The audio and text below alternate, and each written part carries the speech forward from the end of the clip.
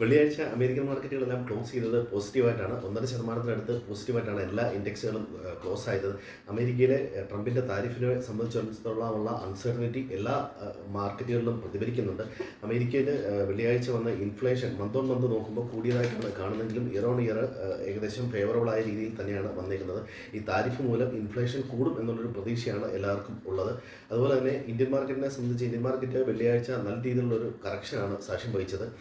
HDFC മാത്രമാണ് പോസിറ്റീവിൽ നിന്നത്. HDFC വരുന്ന വർഷങ്ങളിലെ ലോൺ സെക്യൂരിറ്റൈസേഷൻ ബിസിനസ് വർദ്ധിപ്പിക്കുമെന്നുള്ള ഒരു പോസിറ്റീവ് ന്യൂസാണ് HDFC പോസിറ്റീവായിട്ട് ക്ലോസ് ചെയ്യാൻ സഹായിച്ചത്. അതുപോലെ തന്നെ Q3 GDP ഡേറ്റ വന്നതും വളരെയധികം പോസിറ്റീവാണ്. ഇന്ത്യയിലെ ഈ പ്രതികൂല സാഹചര്യത്തിലും ഇന്ത്യയിൽ GDP വർദ്ധിക്കുന്നുണ്ട് എന്ന് വേണം ഡേറ്റാസ് കാണിക്കുന്നത്. അതുപോലെ തന്നെ ഓട്ടോ സെയിൽസ് വന്നത് എം&എം, TVS, ഐഷർ മോട്ടോയുടെ ഡേറ്റ പോസിറ്റീവാണ്. ബാക്കിയെല്ലാം അല്പം മൈനസിലാണ് ഓട്ടോ സെയിൽസിനെ സംബന്ധിച്ചുള്ള ഫിഗർ പുറത്തു വന്നത്.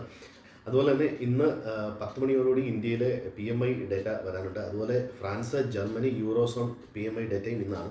വൈകുന്നേരം US-ൻ്റെ PMI ഡേറ്റയും വരും. അതുപോലെ യൂറോപ്പിൻ്റെ കൺസ്യൂമർ ഇൻഫ്ലേഷൻ ഡേറ്റയും ഇന്നുണ്ട്.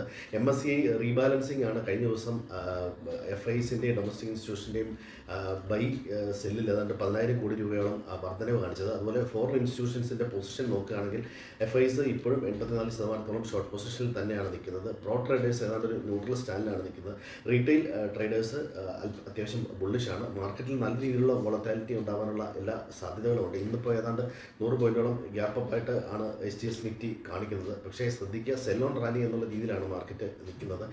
പ്രോഫിറ്റ് ബുക്കിംഗ് നല്ല രീതിയിൽ മാർക്കറ്റ് വരുന്നുണ്ട് ഫോറിൻ ഇൻസ്റ്റിറ്റ്യൂഷൻ്റെ ഭാഗത്തു നിന്ന്. അതുപോലെ റീറ്റെയിൽ ട്രേഡേഴ്സൂടെ പാനിക്ക് ആയി കഴിഞ്ഞാൽ മാർക്കറ്റ് വീണ്ടും ഒരു 22,000 ലെവലിന് താഴേക്ക് പോകാനുള്ള ഒരു സാധ്യത കാണുന്നുണ്ട്. 23,000, 22,800 മുകളിലേക്കുള്ള ഒരു നല്ലൊരു ക്ലോസിംഗ് കിട്ടിയാലേ നമുക്ക് മാർക്കറ്റ് ഒരു പോസിറ്റീവ് സെൻറ്റിമെൻസിലേക്ക് വന്നു എന്ന് പറയാൻ കഴിയുള്ളൂ.